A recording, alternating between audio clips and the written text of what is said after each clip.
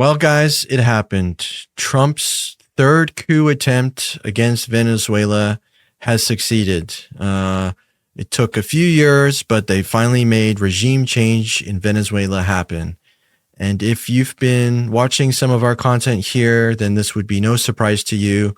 We've been talking about this for a while, starting with the boat strikes just from a few months ago, to the threats of the leaflets, to thinking about attacking on Maduro's birthday, to the alleged claims of narco-terrorism that they were tying Maduro to. This has been a long time in the making, and it's kind of an old U.S. playbook, CIA playbook, and it succeeded. They got what they wanted. I'm actually surprised they didn't kill Maduro, but they captured him and his wife, and they will be tried and indicted in New York. So this is where we are.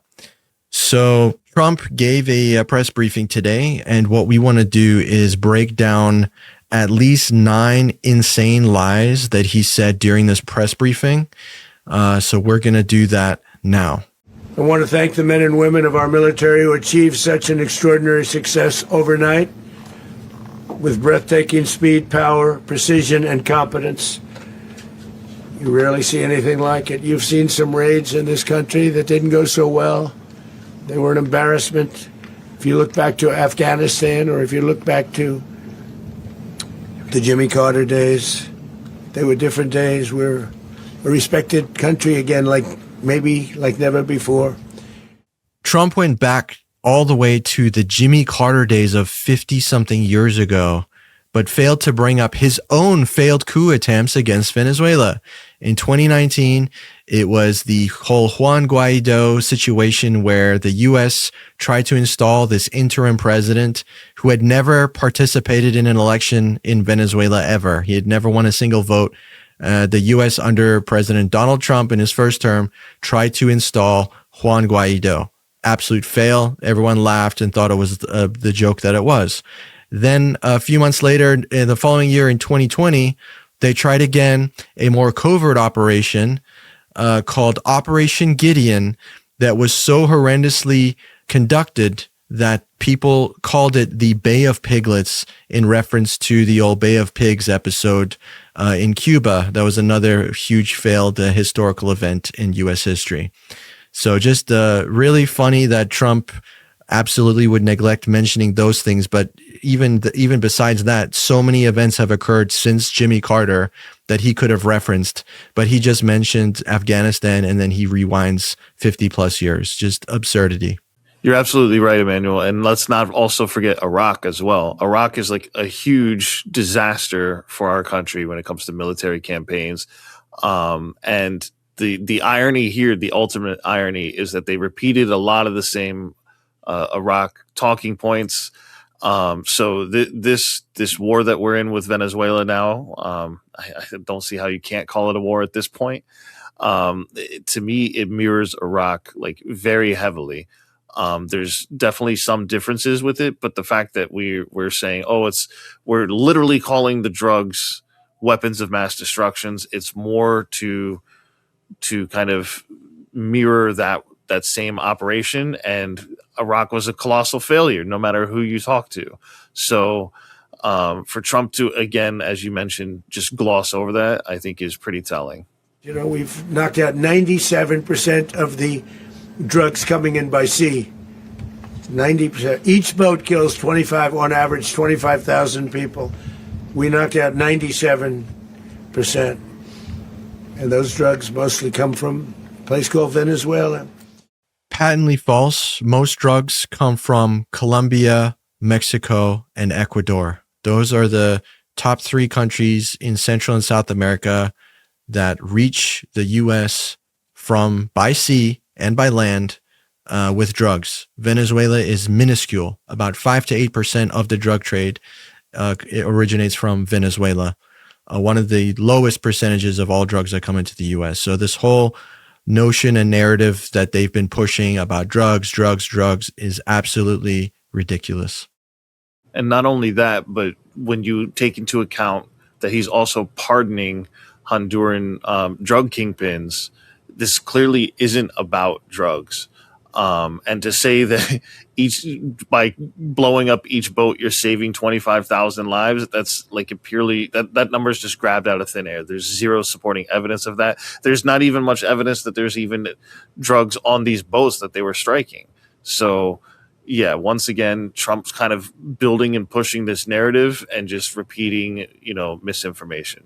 The illegitimate dictator Maduro was the kingpin of a vast criminal network responsible for trafficking colossal amounts of deadly and illicit drugs into the United States. As alleged in the indictment, he personally oversaw the vicious cartel known as Cartel de las Solas, which flooded our nation with lethal poison, responsible for the deaths of countless Americans. The many Americans, hundreds of thousands over the years of Americans died because of him. The Cartel de los Soles is a CIA fabrication. It is not a real cartel.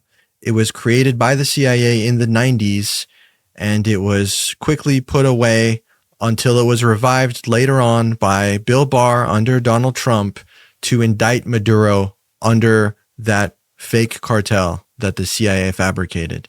This was how they were able to indict him and charge him the way that they did, was to use this fabrication. There's absolutely no evidence outside of official U.S. sources of this cartel ever existing. And on top of that, again, colossal amounts of drugs being brought in by Venezuela.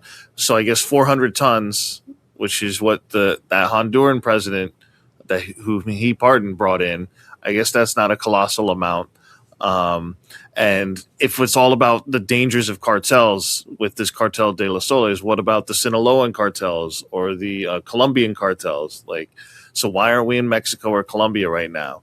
We're clearly in Venezuela for the oil, and most of this press conference was about oil. So it's no secret at all that we're there for oil. And I just think that this whole drug thing is such a weird spin that they take on it to try to get the moral high ground here. But it's so there's so many holes in their logic that I don't know how they can really push this. But it really doesn't matter because MAGA's given them the green light. They're going to do whatever they want. And as much as I would like to see Congress do something about this, especially because they acted without congressional approval, I don't know if we will see it because, there's been so much erosion and Trump has made it clear he's going to defy court orders. He's going to do what he wants. So this is just another example of that. Maduro sent savage and murderous gangs, including the bloodthirsty prison gang, Tren de Aragua, to terrorize American communities nationwide. And he did indeed. They were in Colorado. They took over apartment complexes. They cut the fingers off people if they call police. They were brutal, but they're not so brutal now. Not only did this supposed gang Tren de Aragua not take over apartment complexes in Colorado, the police, they never confirmed that happened. They also did not cut off fingers of anyone who called the cops. That did not happen. There's no record of that ever happening. Yeah, I think if anything, there is one thing in Denver in October of 2024 where somebody was kidnapped by Tren de Aragua members and held at ransom. But his finger was cut off as a result of the ransom. It had nothing to do with, hey, don't call the police. It had nothing to do with these apartments or anything like that. So this could easily be Trump just getting his facts wrong, which obviously it doesn't matter to him. He's going to spew the narrative no matter what. So I personally want to see evidence here that Maduro had anything to do with Tren de Aragua even being in the U.S. or attacking citizens, as Trump makes the claim here. And hopefully that all comes to light in this supposed hearing that we're going to get in New York at some point.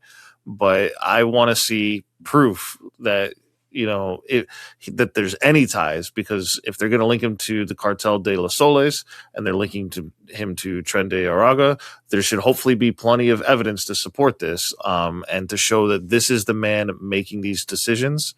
But so far, we haven't seen any evidence at all. And I just have to congratulate our military, Pete, and everybody, and our National Guard, because the job that they've done, whether it's in Washington, D.C., where we have a totally safe city, where it was one of the most unsafe cities anywhere in the world, frankly. And now we have no crime in Washington, D.C. We haven't had a killing. We had the terrorist attack a few weeks ago. A little bit of a different kind of a threat. But we haven't had a killing in a long period of time, 6, 7 months. We used to have two, on average, 2 a week in Washington, our capital. We don't have that anymore. The restaurants are opening. Everyone's happy. They're walking their daughters. They're walking their children, their wives. They walk to restaurants. Restaurants are opening all over Washington, D.C. When Trump came into office, D.C. was rated at a 30-year low on violent crime. This was January of 2025 when Trump came into office on his second term. The D.C. Police Department put out their statistics, as they do, and D.C. violent crime was at a 30-year low before Trump had deployed any National Guard or any police force or anything like that to the city. It was already on a very, very strong trajectory to lowering crime. And not only that, but he said there's been no killings in 6 to 7 months, another complete fabrication. There are reports from as early as November. There were multiple killings, some on the same day right there in D.C. Yeah, and on December 5th, Roy Bennett Jr. was also murdered. They just recently caught the 16-year-old who did the shooting, allegedly. They just caught him, I believe, like in the last week or so. So, yeah, definitely, 30 days is not 6 or 7 months here. And I found it kind of funny that Trump even sort of caught himself by saying, we've had no murders, although we did have that terrorist attack, which is a different kind of threat. It's like, you can't just write off the terrorist attack that happened as, this isn't part of DC. This is different. It doesn't matter, So, and I personally would also like to know what restaurants were shut down because of crime. What restaurants were like struggling because of crime? I'm pretty sure any restaurants that have been shutting down, it's because of the economy, not because of crime. And which restaurants are reopening and having these grand openings and expansions because crime reduction. And just one final point as well is when he talks about the National Guard, the Constitution allows DC to be federalized because it is a district. It's not a state. But the Constitution makes it very clear that if the federal government does federalize the district, they only can do so for 30 days. So keeping the National Guard there longer or bringing them back is a violation of the Constitution. So I want to thank the National Guard. I want to thank our military. And I want to thank law enforcement. It's been amazing. And they should do it with more cities. We're doing it, as you know, and we're doing it in Memphis, Tennessee right now. And crime is down. We've just sort of started a few weeks ago, but crime is down now 77%. Crime is not down 77%. Crime is down 28%, which, hey, look, credit where it's due. That's great. Crime was brought down. There's no indication that's because of what Trump did. And why would you inflate the number by 300%? Like just say the true number, and then you don't look like an idiot and a pathological liar.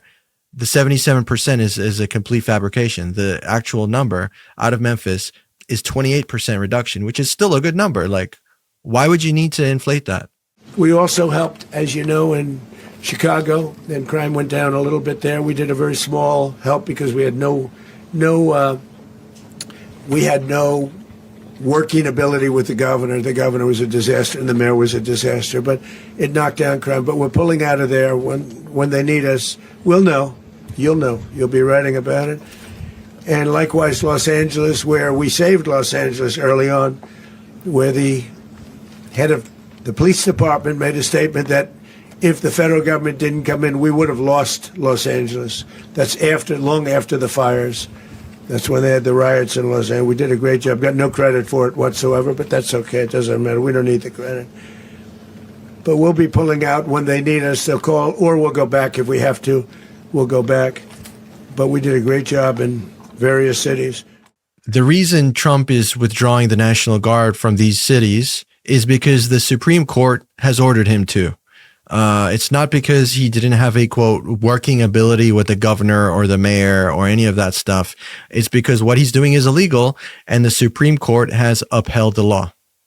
Right. And when it comes to the governors not working with the feds on this, a lot of that has to do with these sanctuary policies. So this goes back to like states' rights, and they have these sanctuary city policies where they will not coordinate and help ICE on a federal level. So that shouldn't be a big surprise there. And the fact that Trump even has the gall to say that they saved Los Angeles, he mentions the police leader saying that if it wasn't for them, they would have lost Los Angeles. But the police chief went on record as the National Guard and the Marines were being deployed saying, we don't need them, we don't want them. And Newsom said the same thing. So when Trump says, oh, I can't imagine why governors wouldn't want us, I think it's because you come in against their will. They say, no, we don't need you, we don't want you, and they come in anyway. And all it does is create more confusion and more strife, because in each of these cities, the people, the residents were not out there in the streets, patting ICE on the back and handing out candy and celebrating in the streets. There were riots and protests. So thankfully in Portland, I think that's where we sort of saw the mass presence of these ICE and National Guard kind of come to a bit of a slow halt there. And I think with Portland, they deflated this whole narrative because of the way that they made a complete mockery of this fascistic movement of just putting the military in blue cities just because you disagree with them politically. For years, I've highlighted the stories of those innocent Americans whose lives were so heartlessly robbed by this Venezuelan terrorist organization. Really one of the worst. One of the worst. They say the worst. Americans like 12-year-old Jocelyn Nungary from Houston. Beautiful Jocelyn Nungary, what happened to her? They, as you know, they kidnapped, assaulted, and murdered by Tren de Aragua animals. They murdered Jocelyn and left her dead under the bridge. There was a bridge that will never be the same to so many people after seeing what happened. There is zero evidence that Jocelyn Nungary was kidnapped by Tren de Aragua. Simple as that. But Trump is using this as an opportunity to further, show evidence that why getting Maduro out was a good thing, because he's supposedly linked to Tren de Aragua, who supposedly was linked to kidnapping this young girl. The only problem is these links don't really link up. Right. And on top of that, Trump also brings up, I've mentioned, and I highlight these stories, plural, yet we only hear this one. And I know that this has been a talking point for several months now, but this is pretty much one of the only stories that I've ever heard when it comes to this. Now, they use a lot of examples of other illegal immigrants, like the guy in New York and the fire and the subway and stuff with crimes. But when it comes to Tren de Aragua specifically, like there's only one or two stories that ever really come out. So this is just a case of collective punishment, of using the exception to define the rule, which is just a broad overgeneralization to push a narrative and to get what you want done. And Trump goes on to talk about how he's, Maduro released everybody from the prisons, the jails, the mental asylums, the mental institutions and things like that. And one, there's not really been any evidence of that. And two, he makes that claim about every country in South America.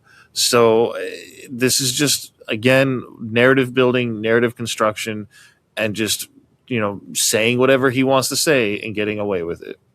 And this was just the prepared remarks that Trump had, given the situation with Maduro and the kidnapping.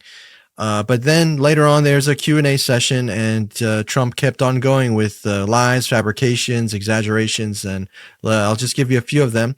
He mentioned that the U.S. and under Trump, they suffered no losses. They've never lost. It's always only winning. I gave you those two examples of his own failed coup attempts against Venezuela himself, just as examples right there. He mentioned that the Venezuelan people will now have peace and they'll be given back the oil that was stolen from them. Yeah, the oil that was stolen from them was stolen by America. So it's very ironic saying that they're going to finally be given back what was stolen from them, and now they're going to have peace, as if that ever happens when the U.S. does regime change in any country. He says that, again, they'll be the biggest beneficiaries of this regime change, the Venezuelan people. He mentioned that the Cuban economy is in such tatters and it's just destroyed. That's because of the U.S. embargo that's been going on for like 70 years now, and the sanctions that Trump expanded under his own administration. He threw Maria Corina Machado under the bus. This was probably the second biggest news from today, because as you guys might know, the opposition leader, Maria Corina Machado, was ready to take over Venezuela when Trump came in for this regime change, and she was next in line. And Trump was asked about it, and he said, you know what? I don't think she's strong enough. I don't think she has the support of the people. You know, we're probably going to look elsewhere. That was absolutely shocking breaking news there. She must be feeling a ton of regret for her decision to kiss his ass and kiss America's ass, and to even dedicate her own Nobel Peace Prize winning to Trump. Total humiliation there. Totally thrown under the bus, but that's what you get for trying to placate the U.S. From a foreign power standpoint. A reporter asked about the pardoning of Juan Orlando Hernandez, who Trump pardoned not too long ago, like the crazy former president of Honduras, who was involved with El Chapo, who was involved in bringing 400 tons of cocaine into the U.S. And Trump said that the people wanted it. The people wanted Trump to pardon that man because Trump supported the guy who won the election. Well, the election that Trump supported the guy who won, that Honduras just had, was one of the most rigged and blatantly meddled elections in modern history, to the point where it took 24 days for them to announce a winner. That's how crazy and corrupt this election was. And Trump and his administration totally meddling in that election over there. So for him to use this as an excuse as to the people wanted me to pardon one of the biggest drug traffickers in the world, 400 tons of cocaine into the U.S., just absolutely bonkers stuff, is just absurd on the face of it. And once again, he mentioned this again, that the wealth will be going to the people of Venezuela. If you believe that, I have 10 bridges to sell you, and they all have the word Trump on them. I can't agree with you more there. I mean, Trump literally said during that Q&A segment, we'll make Venezuela great again. What happened to making America great again? Like, do that first, man. America's supposed to be first, but it sounds like Venezuela is getting cut in line here. So, Venezuelans, look, our economy is in shambles. Yours is probably going to be next now, unfortunately. But I guess, welcome to being a colony. Machado, she got screwed over, as you mentioned, Emmanuel. It's definitely an important lesson to not trust imperialism. They will pick and choose who they want. You've served your purpose. Goodbye. Thank you. Get out. And that's the big question with all of this, is where do we go from here? Because again, as we saw in Iraq, there was not much planning that went into it. It was just, we're going to topple it and people will love us, and then we're going to be thanked, and then we're going to get out. But then the complete opposite happened, and we never had anybody who we could keep in power afterwards. So with regime change, the point is you need a regime. So the big question here is going to be, who is going to run this? And Trump mentioned largely it's going to be run by Rubio, Hegseth, and General Kane and Trump. Until they find a suitable transfer of power, which of course means just a puppet that we can install that'll let us do what we want there, as with any colony. So the only other things that I kind of want to talk about is in relation to that. If things don't go quickly and smoothly here, what happens? If there's violence in the country, what happens? And when asked about putting troops on the ground and boots on the ground, Trump said, we're not afraid to do so. So clearly escalation is nothing but on the horizon.